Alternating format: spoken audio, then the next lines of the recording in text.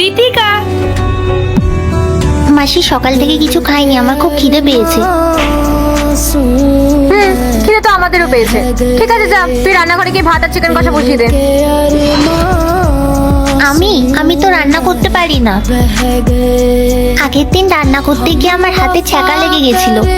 তাহলে কি তোর জন্য রান্নাটা আমাদের করতে হবে? তোর দায়িত্ব শুধু আমাদের নাকি?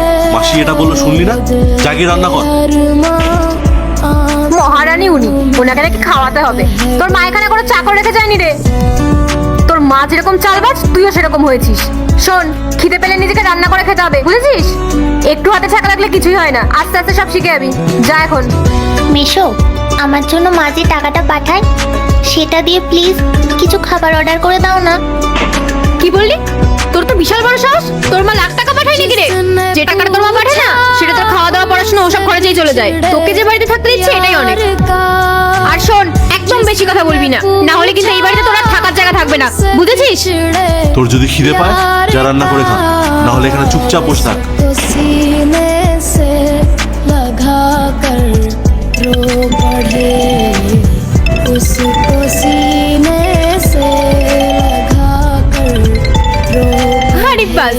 তোর মা ফোন করছে। শোন, একদম চুপচাপ থাকবি, কোনো কথা বলবি না। যা শিখিয়ে দেবো তাই বলবি। হ্যাঁ, হ্যালো দিদি, বল। শ্রেয়া, রিতিকা কি করছে রে? রিতিকা এই তো আমার পাশে বসে আছে। আরে ওকে ভাত খেতে দিয়েছিলাম, ও বললো ভাত খাবে না, চাউমিন খাবে। তাও আবার বড় রেস্টুরেন্ট থেকে অর্ডার দিতে হবে। তাই তো ওর মেশো বড় রেস্টুরেন্ট থেকে আবার অর্ডার দিয়েছে, সেটাই এখন খাচ্ছে। তুই কথা বলবি ওর সাথে? হ্যাঁ, দে ওকে একটু। হ্যাঁ মা, বলো। কি করছিস মা? এই তো মা, চাউমিন খাচ্ছি। তুই ভালো আছিস তো? তোর মেশো আর মাসি তোর খেয়াল রাখছে তো? হ্যাঁ মা, ওরা আমার খুব ভালোভাবে খেয়াল রাখে আর খুব ভালোবাসে। হ্যাঁ দিদি, বলছিলাম যে একটু বড় টিউশন টিচার পড়াতে আসবে। তুই বলেছিলিস না যে ওর পড়াশোনার দিকে একটু খেয়াল রাখতে, তাই একজন ভালো টিউশন টিচার রেখেছি।